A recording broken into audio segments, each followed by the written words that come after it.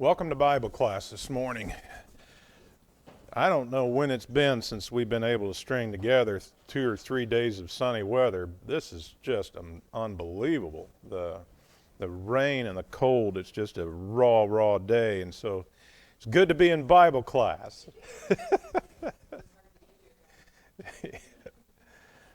Yeah, all right. Well, as our Apostle Paul reminds us, whether one member of the body suffers, all the members suffer with it. Whether one member be honored, all the members rejoice with it. Before we get underway this morning, this next few moments will be dedicated to you. If there's anything you'd like to make the assembly aware of before we get underway. I was glad to hear from Rob that Vicki seems to be doing well, and they're going to be visiting with her, and so you can send her all of our love and greetings. And anybody else on Super Sunday?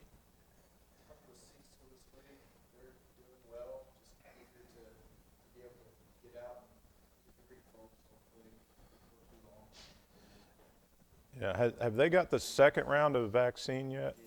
Did they? Good. Good. Some graph. She was spoken to someone with COVID. She said she already had it, but not knowing what the science is today and whether or not you can still transmit it. She's staying away. Yeah. Therapies, stomach food.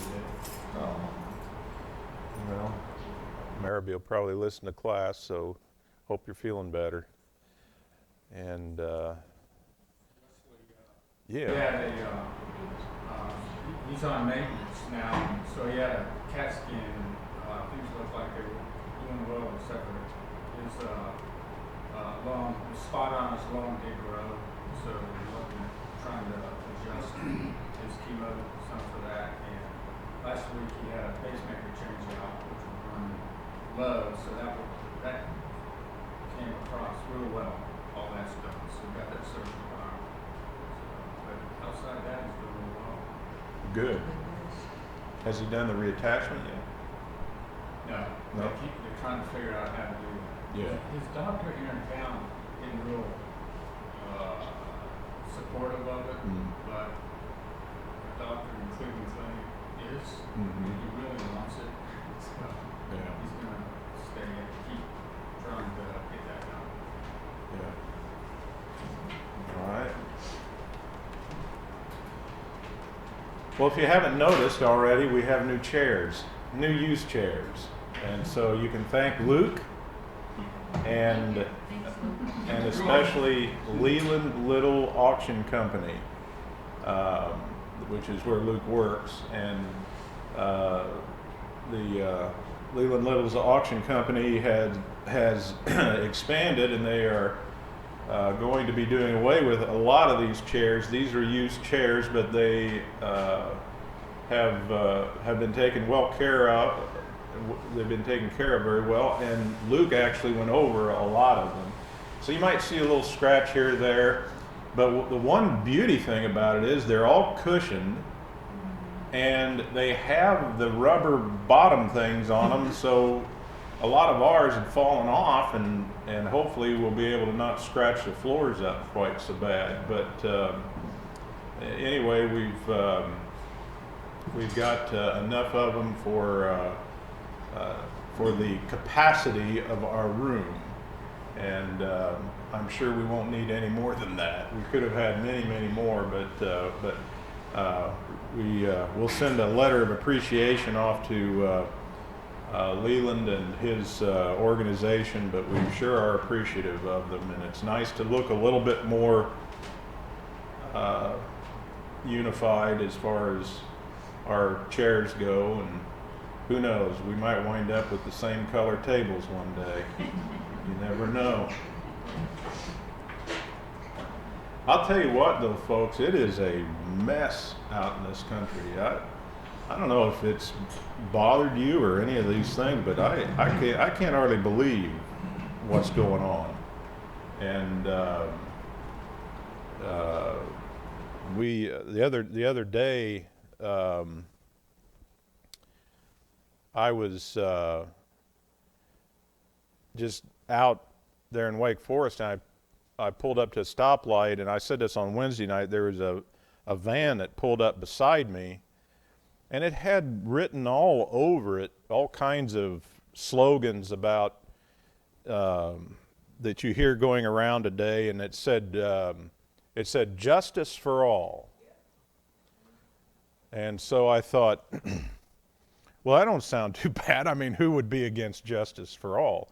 But then underneath that, and this was all handwritten on their windows, it said racial justice, and then it said economic justice. I thought, now what is that talking about? Economic justice? And then it said something like, environmental justice. Environmental justice. So that's where we're going. We're going to have to, I don't know, are there courts of law that will settle disputes where if maybe you harmed a tree, or I don't know, that's getting to the point where you can't even mow your grass anymore because that's considered white privilege. Have you heard that one? Oh, I have. Yeah, I'm not making this up. If you mow your lawn, that is a sign of white privilege because that shows that you came from like Europe. That's European white privilege of having a manicured lawn. And so if you really want to show racial justice, don't ever mow your yard, I guess, I don't know. No, don't have any grass. Don't. Well, you're in pretty good shape there. You've just got pine straw.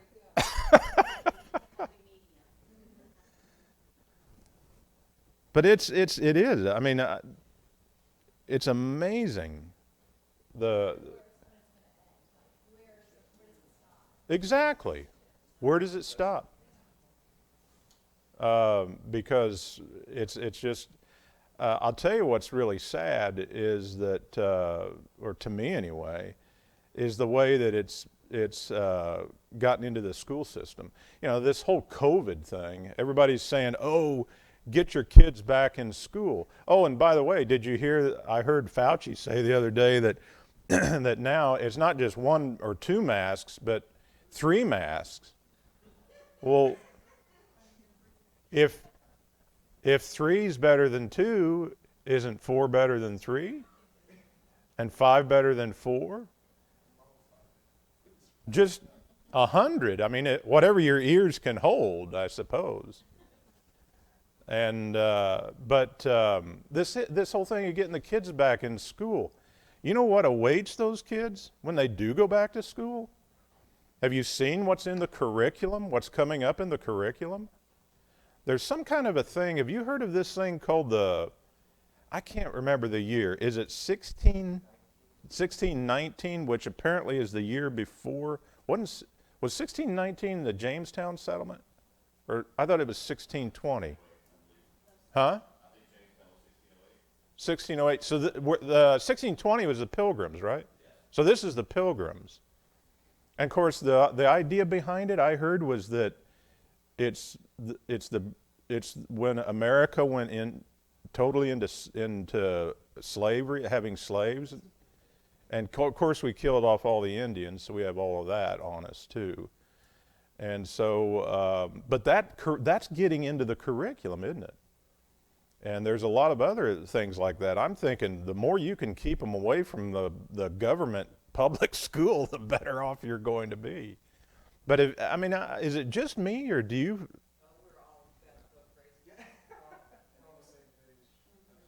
I asked on Wednesday night, how many of you watch the evening news? When I was a boy, I remember every night at 6 o'clock, at 6:30 after the news was over, I don't remember what channel it was, my parents always watched, but I'd always hear, "Good night, Chet." Good night, David. Chet Huntley and David Brinkley. We watched the Huntley-Brinkley report. My dad wasn't big on the other guy. Who was yeah, but Walter Cronkite. We didn't watch Walter a whole lot. We watched Huntley Brinkley on whatever program and that was the three of them, I think, at the three channels that we watched. But how many of you watch the evening news anymore? What? Yeah. Isn't it insulting? I mean, just the insulting nature of it. I watch it just to get the other side, not as much, but Joe refuses to watch it, so she watches Hallmark.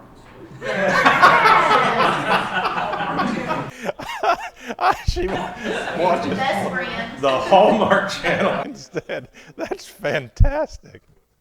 That's right. That's what it's come to. Huh? Reality. Yeah, and it. I mean, take for instance this whole thing about the wall, and what the president did. He's now signed executive orders to stop all of that. So we don't need a wall on our border, but they erected a huge wall around the Capitol building. How does that? And I said the other day, I said there is no such thing, I guess, as hypocrisy anymore. The hypocrisy issue is just a non-issue in politics. On moral grounds, he signed the order that we would fund abortions abroad. What? Yeah. Abroad, Yeah. All Abortions in other countries. Yeah. And this is done on moral grounds of making sure. You're kidding me. Mark, I heard that the fence went up to keep Joe in so he doesn't wander around. I hadn't heard that about abortion. Is that our tax money that's going to Yeah. He just signed that. That was like on Wow. Monday or Wednesday of last week, because I remember coming out of my exam, and that was like the first thing I read on social media was that he had signed it that morning. Well, this green thing too is, you know, one of the things that I find interesting is how we have the COVID issue. It's been a perfect storm, hasn't it? And the COVID issue has made an entire country conditioned more than anything I've seen in my lifetime to giving up its freedom. We are conditioned now to be able to hand over our liberty and our freedom to the tune of some companies voluntarily just going completely out of business. And, you know, our governor, who, you know, has kept everything shut down for such a long time, I feel so bad for some of these companies some of them, you go back generations, and they've ended. And what I see is how much more conditioned we are to be able to be pliable to giving up certain liberties and freedoms. And the saddest part of it is that these men, we have one here today, who fought for our country, who wore the uniform, who bled and died for our country, those were the rights they fought for. And the right to be able to have a free and untainted election, the right to be able to have free speech. You can't, the clampdown on speech in this country is unbelievable. I've never seen it like it is today. It's not any longer a matter of being able to disagree with somebody, and say, okay, well, we disagree on those kinds of things. I mean, I remember as a kid, you know, a lot of my family were Democrats, but they weren't wanting to kill each other. You know, the idea now is if you disagree with me, we're going to ruin your life.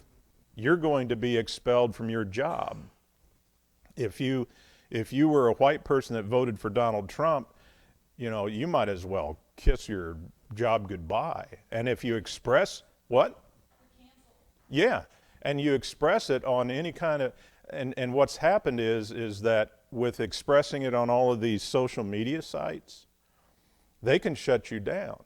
They'll dig up something that they posted years ago, and they lose their job now from 15 years ago. Andrew, did you hear that they're now, I think it's the Army, I don't know if it's all the branches of the services, are going over every single member of the military's social media to find out if they are in compliance with.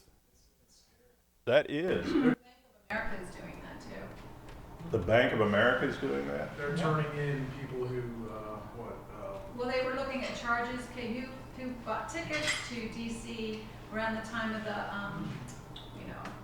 Hotels. See, now there, And see, then, it's, and then where did they stay? Have they bought a gun recently? So they're collecting all the information, giving it to, the government, feds. it's So, well, strange times. yeah, it is, because if they can shut you down on social media, what's to say, like you said, the banks could come along and the banks could say, well, if you have voiced a particular opinion on a particular subject, you're free to do that, but we won't give you a loan. We won't do business with you. Right. You're going to be a societal outcast. Yeah. And then it's going to spill over into, of course, the whole Green New Deal, where you can have a gasoline engine in your automobile. You're going to be free to do that, but you're going to pay a tax for that. 127 that's coming out, it's the same thing. You're gonna have every year renew your national firearm license, which is like $800. You can't have magazines over 10 rounds. Where is this? That's they're trying to pass it right now. It's a run on the Second Amendment, and they're asking for a lot. I think they're going to want it. They'll probably whittle it down and get a little bit, but they've opened that, cracked that door to go after the Second Amendment. And yeah, I have not heard that. You'd have to renew your concealed carry every year?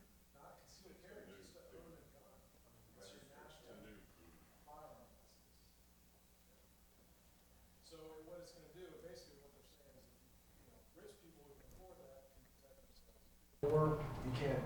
That's not economic justice. No, Yeah. that's- Yeah, how about economic justice? That's a hypocrisy. Yeah, and it's going to get to a point where it's too expensive and it's too much of a pain to continue renewing all the permits you need and all that, and it's discouraged people from even going that route. People are just gonna start breaking the law more often. That's what you better do. Yeah. Just don't register it. Yeah. Yeah. I mean, it's not lawful. That's not lawful, so. No, that's not. I mean, the Constitution doesn't mean anything anymore.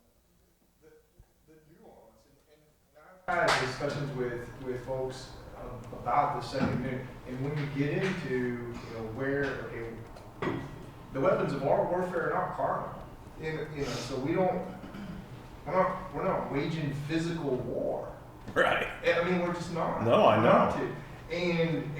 But the argument from conservative folks along the lines of the Second Amendment is what they're doing is unconstitutional. So therefore you've got to do this. That's what we're going to be challenged with as sons and daughters moving forward. Where It is. It's going to be huge. And again, that softening up of the majority of the country through COVID and all that's gone on to now do things that a generation ago would have been unthinkable.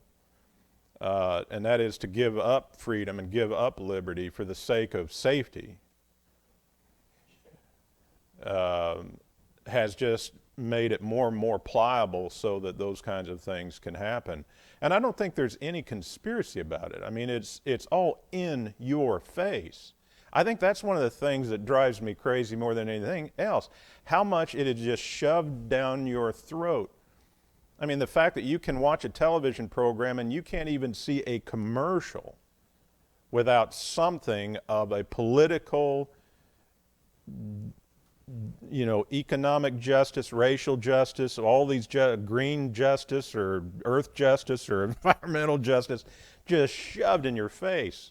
And today's Super Sunday, right? Super Bowl. What do you think? You think they're going to have, the Black Lives Matter organization? I'm talking about the organization. That's run by 3 women who are, and I'm not, it's no secret, you know it, right? I mean, and they'll tell you, it's not like they keep it a secret. They're full bore Marxists and all of this kind of, and they sponsored, did you hear, they sponsored that chanting, pigs in a blanket, fry them up or something like that? Calling for to burn down the city. To burn down the city. It's not being covered. Do you know that they have been nominated for the Nobel Peace Prize?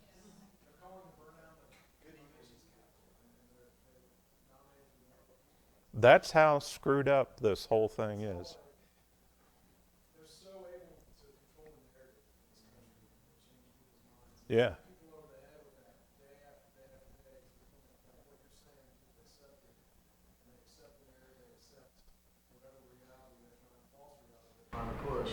Yeah. And over time, yeah, people are just giving up their liberties. I think people just have not had to show a lot of courage because you live in a country that's been safe and pretty much our rights have been protected. So, but we're losing a lot of that, and I think people have to become courageous again. Nobody wants to be uncomfortable. Yeah. Well, and it's scary because nobody wants, like, I personally know someone who lost their job because they voted for Trump. She was a nurse, and it's like, I like going into that field. It's like, She lost her job just because she voted well, for I mean, I'm Trump. sure they doctored the Oh, paperwork, yeah. but I'm saying, like, she knows that that's the reason because she went into work, somebody said something, she made a comment, and like less than 2 weeks later, she didn't have a job.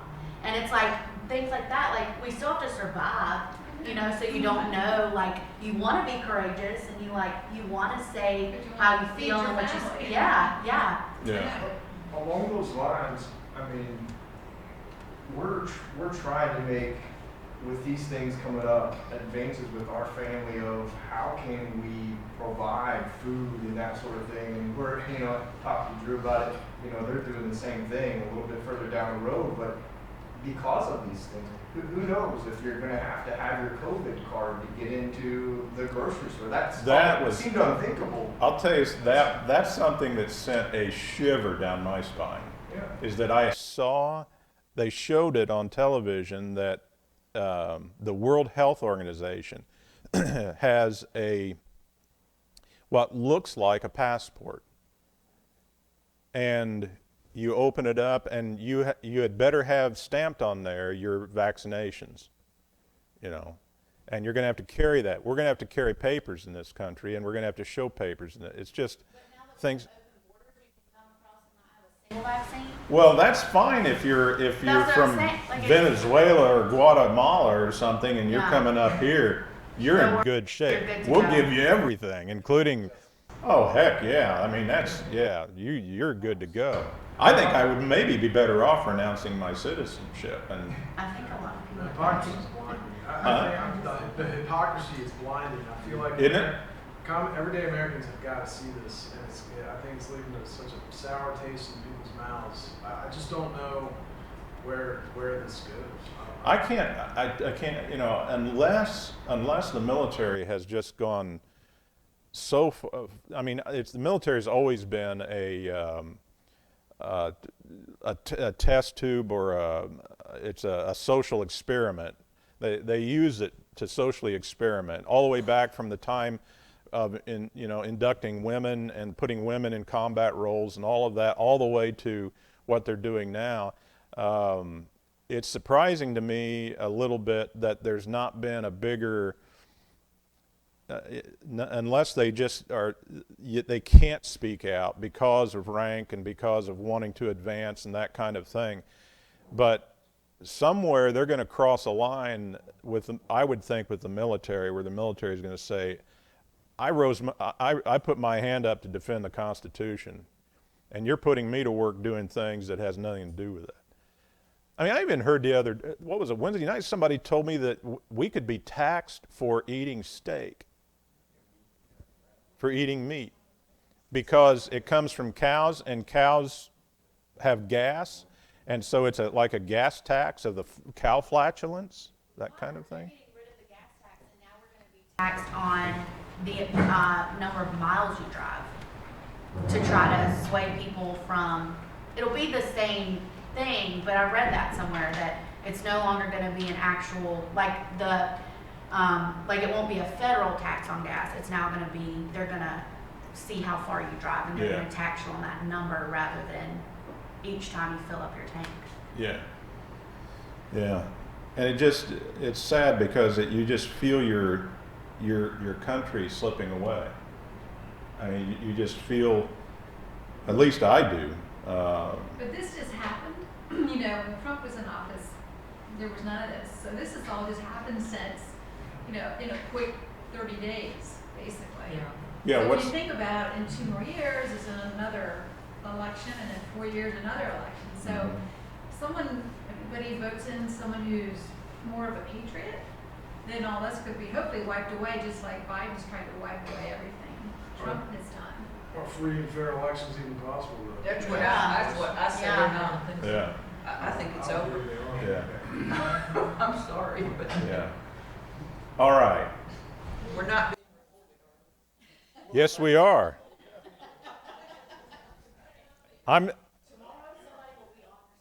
Yeah, I'm trying to see if we can get ourselves thrown off the internet. That shouldn't be tough. That thorn in my flesh would be gone.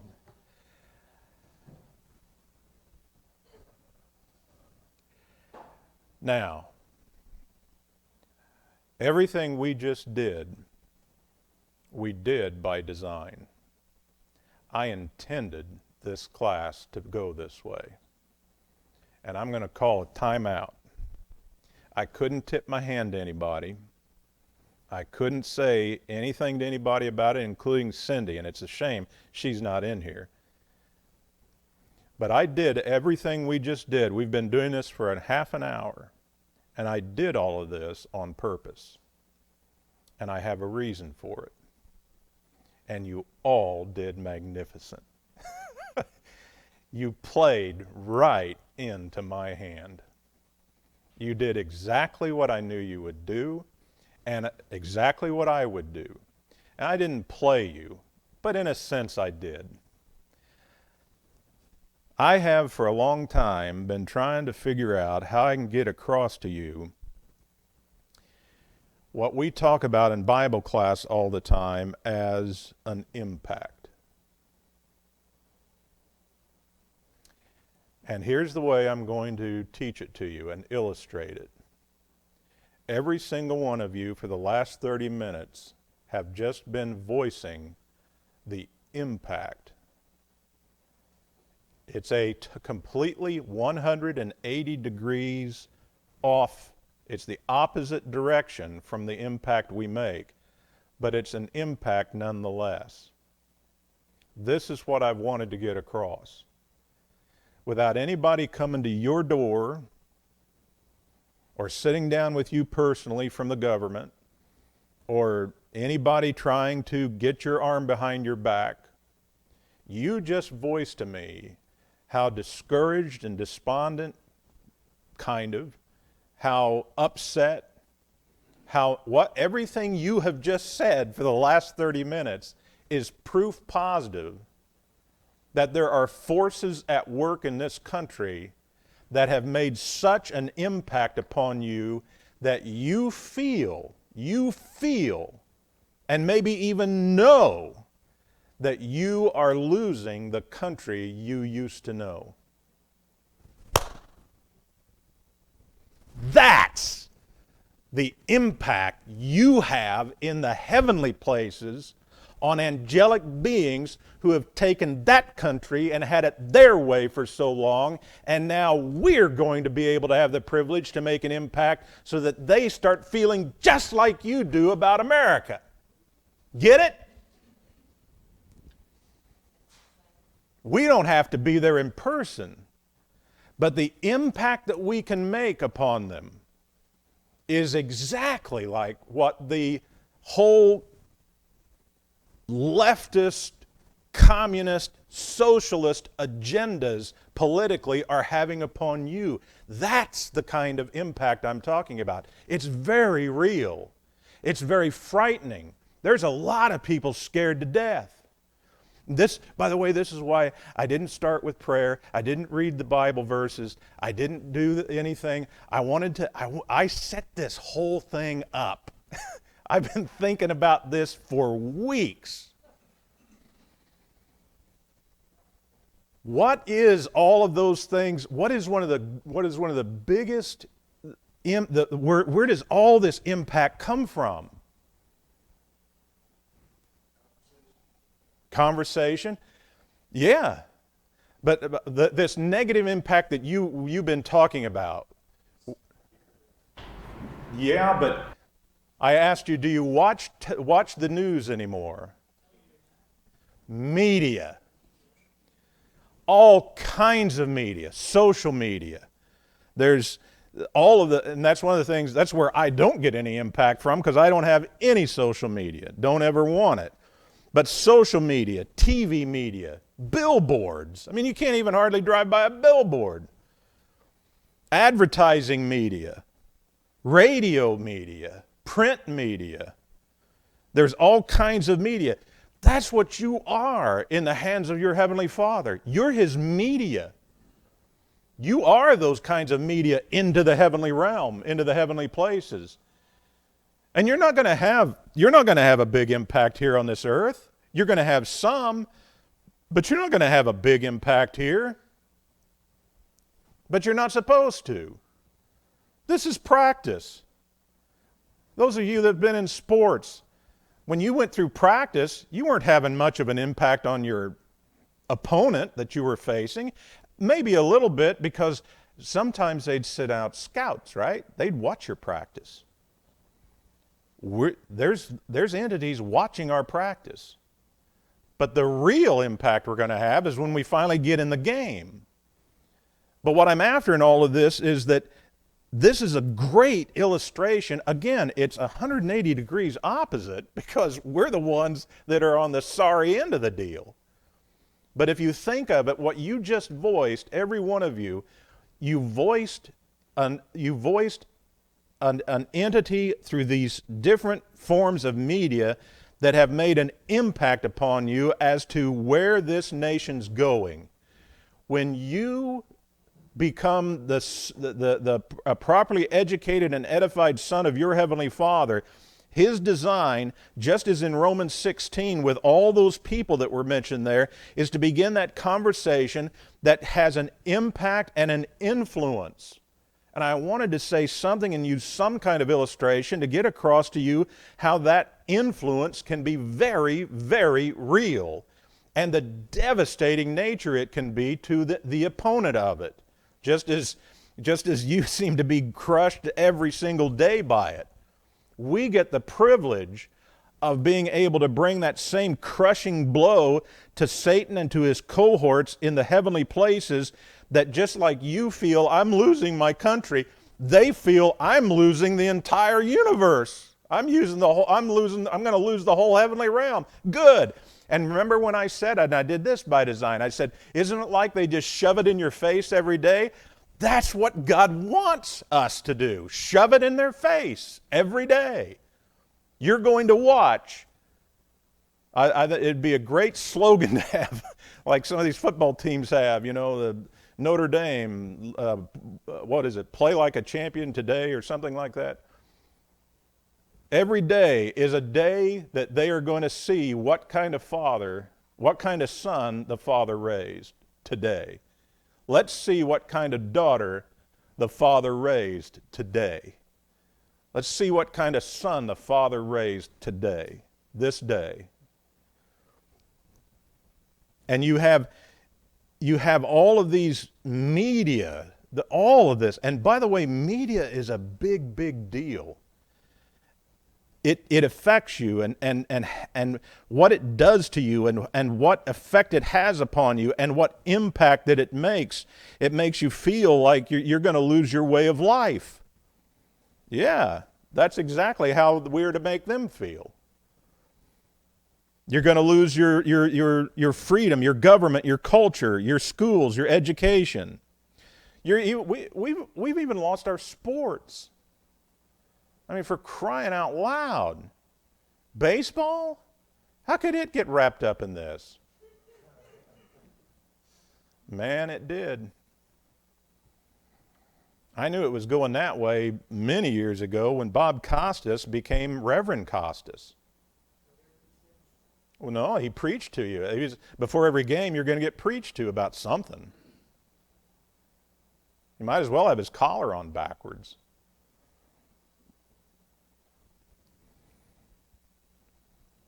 We've lost science.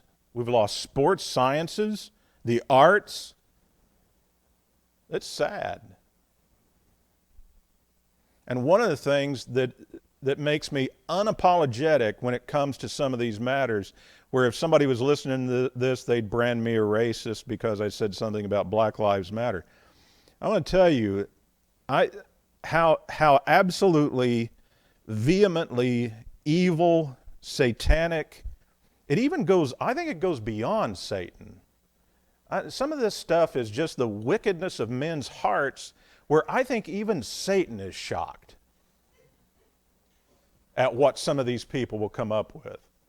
Where he'd look at it and say, wow, man, I thought I was evil, but I got to hand it to you, buddy. And he's got to hand it to this organization whose main target is what we call, or what some call, the nuclear family. I don't know about you, but I heard, and again, I have no fear whatsoever of getting Triangle Bible Church's website shut down. It doesn't bother me a bit. I know it's going to scare all the internet listeners.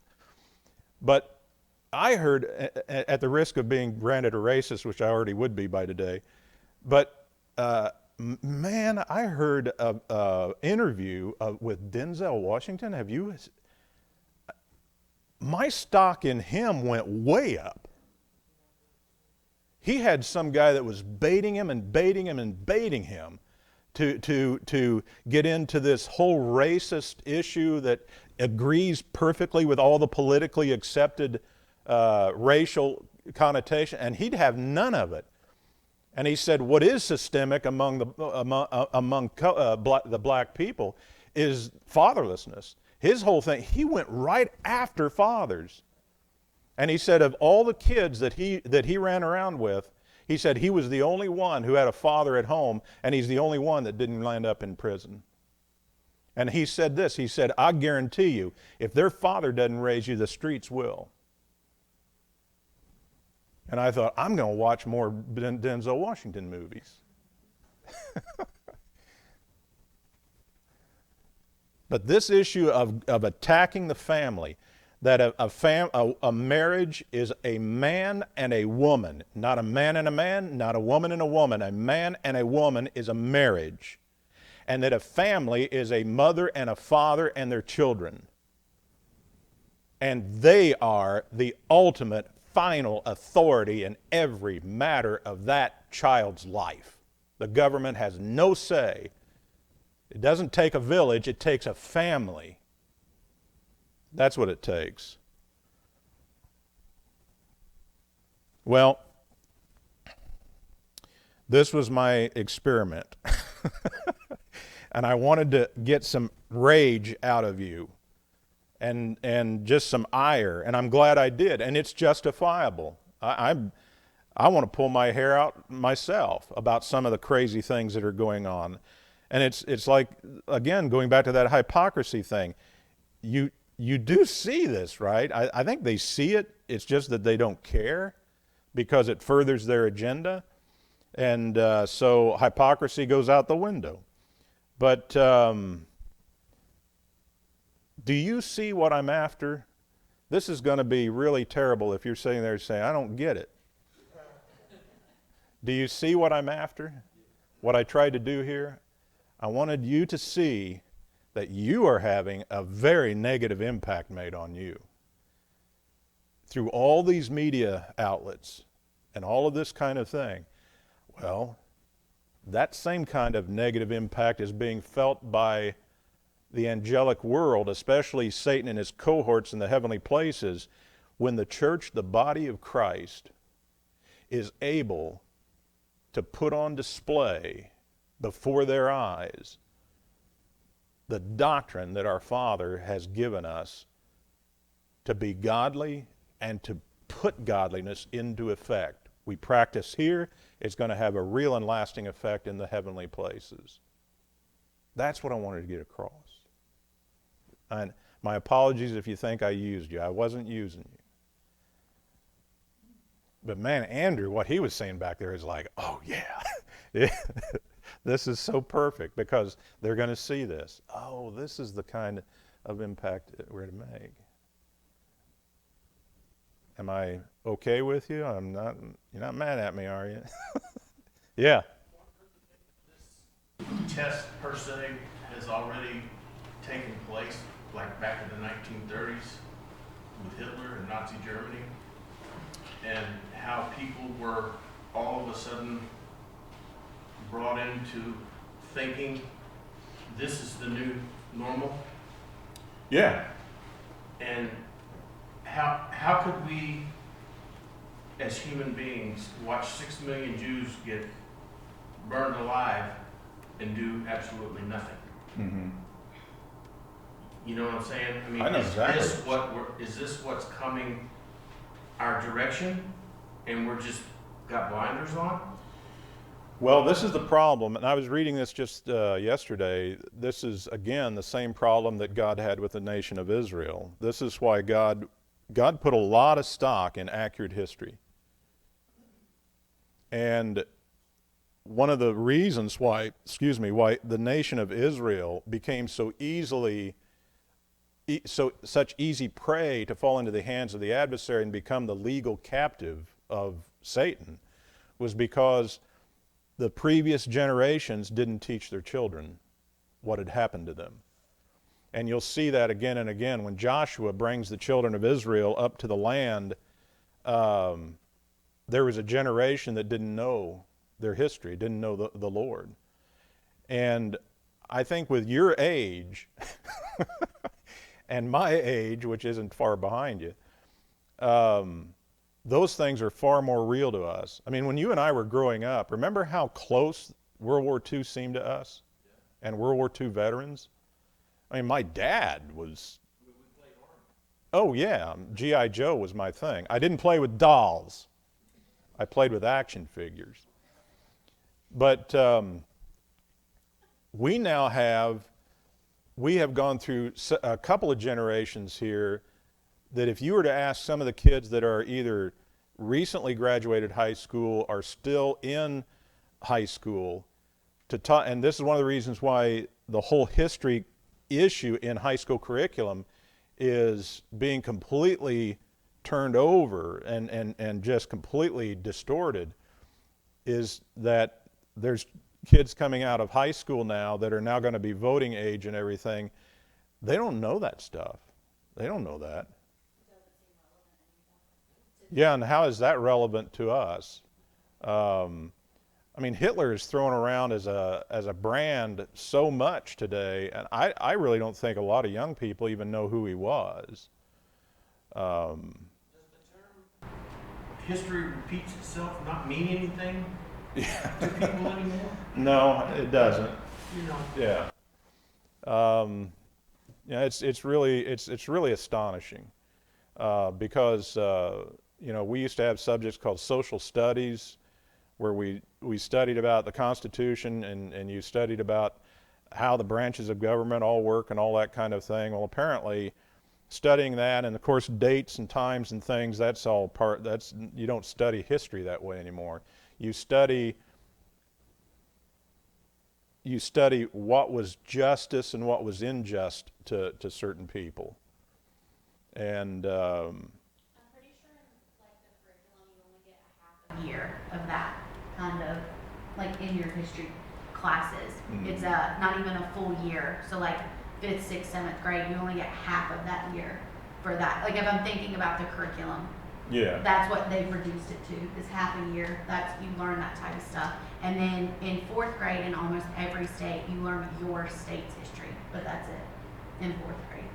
So like in a sense, they're just making it smaller and smaller and smaller until they get rid of it. Because I remember when I went to school, all the way through college, I never had the opportunity to not have a history course. I had it from first grade all the way through my last year of college. Mhm. I still had to take a history course. Yeah. It was required.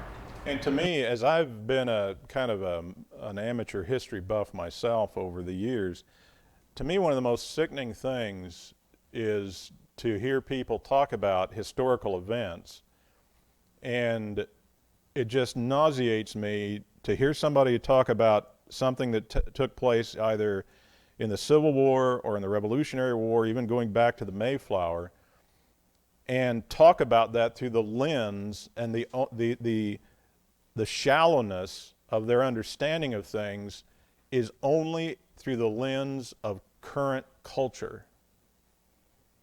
In other words, they view all of that as if our culture was superimposed on it. How could they do that? And they think of it only in terms of how could they do that today. And that's one of the things that I've learned is in going to the Shenandoah Valley for so long. I purchased a set of books that were written by two sisters about their, great-grandfather. And he kept, in fact, his journals are now in the University of Virginia. His press is at Duke University. His name was Cyrus Hinkle. And he kept the most meticulous journals that's ever been found during the Civil War period. In fact, he kept them for far longer than that. But reading his everyday entries into that journal and reading all about what was happening with this little farm community in the very heart of the Shenandoah Valley in New Market, Timberville, between Timberville and New Market. And when he talks about hiring blacks, he never talks about them derogatorily. He never owned slaves. He paid his help equally.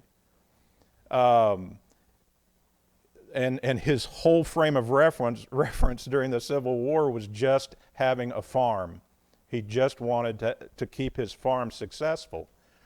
And when you read about and be able to get some concept of what history, what the culture was at that time, changes the way you perceive things. And this is the same gripe I have about people in the Bible. You know, that you're not understanding it in the context in which it was written. And that's the same kind of thing we have with history today, is that they see slavery and then they make all kinds of assumptions. They see Indians, and I'm talking about the American Indians, and they make a lot of assumptions there too. And I'm not saying that everything was sterling. I'm not saying that. We've made some egregious errors and mistakes and things like that. But it's just amazing. And I again, this dawned on me one day when I was sitting at my study just thinking, and I thought, this whole impact that's being made on me isn't being made by anybody coming into my study and grabbing me by the neck and forcing something down me. It's all been done through all of these various media types and through the whole political atmosphere and all of these kinds of things that affect me. And I thought how much I'm affected by all of these kinds of things. And that's what I mean when I'm talking about the kind of impact and influence that you can have. And we can have that to the glory and to the honor of our Heavenly Father.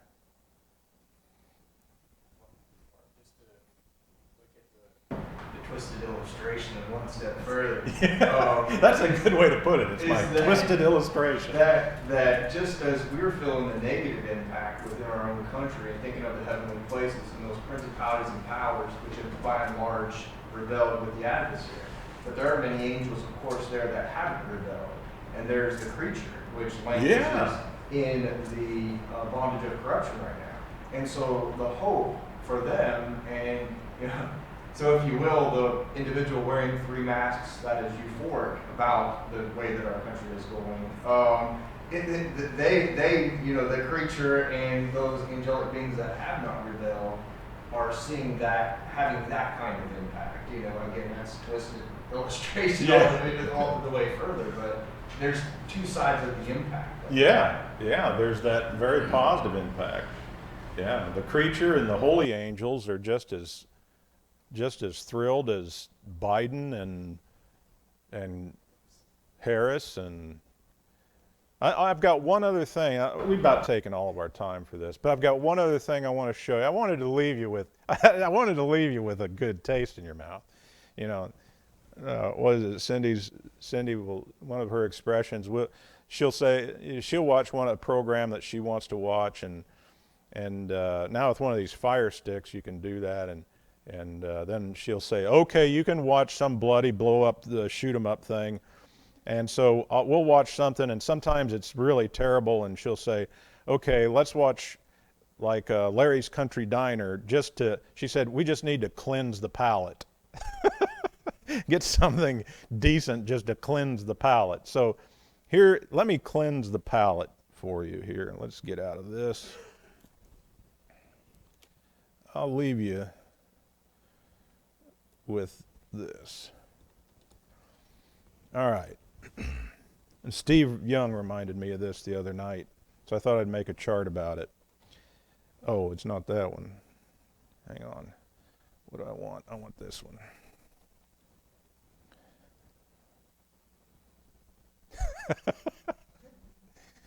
All right. Huh? Not working so far. Not happy yet. Climate change, right? And man, this thing is getting really invasive to the point where they're going to, I've heard the idea being thrown around that they would even monitor the temperature in your own home to see how much you're using. And somebody, was it yesterday or day before, some lady who was in charge of the climate change for some company or something was touting it was a car that had a new kind of battery, and it was an electric car.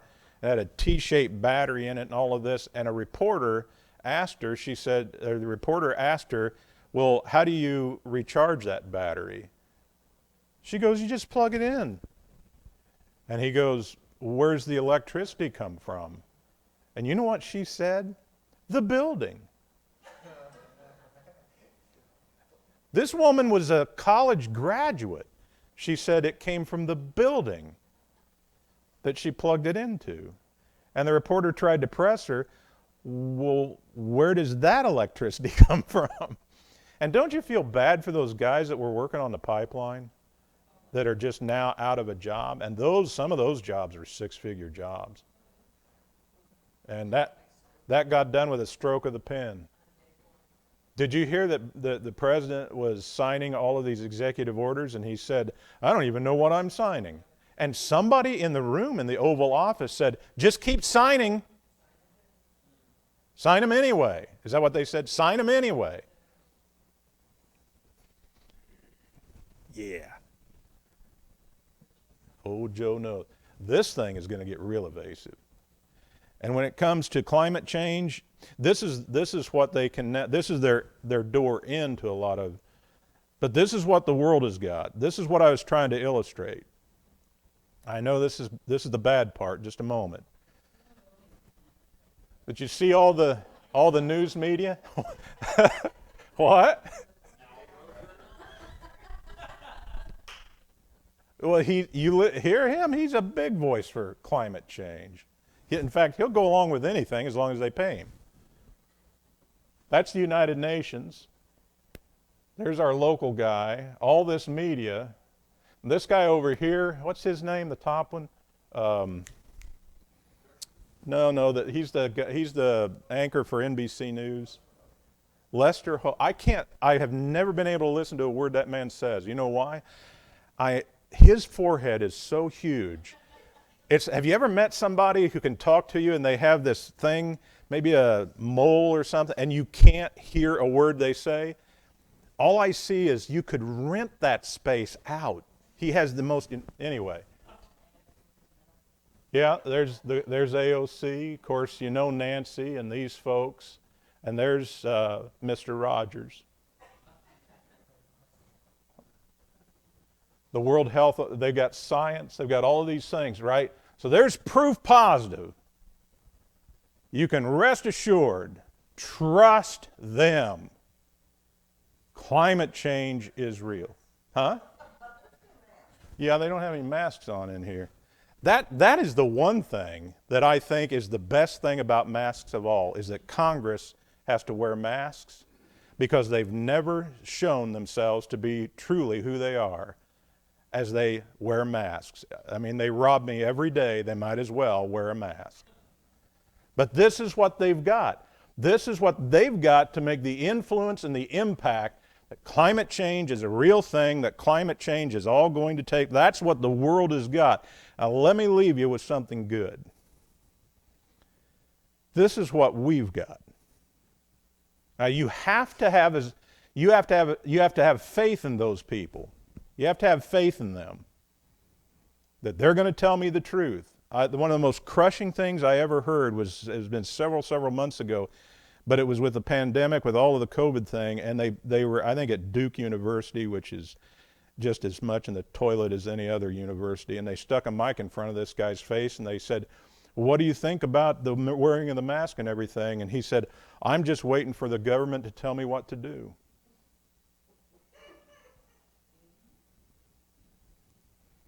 You have to believe these people. You have to put your faith in them. But this is what we've got, what we can believe and put our faith in. We've got that. We have Genesis 8:22. And this is what God said to Noah right after the flood. "While the earth remaineth, seed time and harvest and cold and heat and summer and winter and day and night shall not cease." That's what we've got. That should have got a standing ovation. That's what we've got. And I'll take that over them anytime. All right. I probably did too much on you there, but that's my illustration. So we'll take our break. We're out of time for the first session, and when we come back, we'll actually start having Bible class. Unless there's any other comments that you'd like to make before we take a little break. Yeah. They work for the union, my union. And Oh, they do? yeah, and they back Biden. So they're big shots in the union. Actually, and to this day, they would do it again. It's political and money, and they don't care about the workers. Isn't that a term? You talk about I hypocrisy. got it all the time sending me stuff. You know, Yeah, for this the summer, pipe fitters. this summer, Isn't Biden's the man.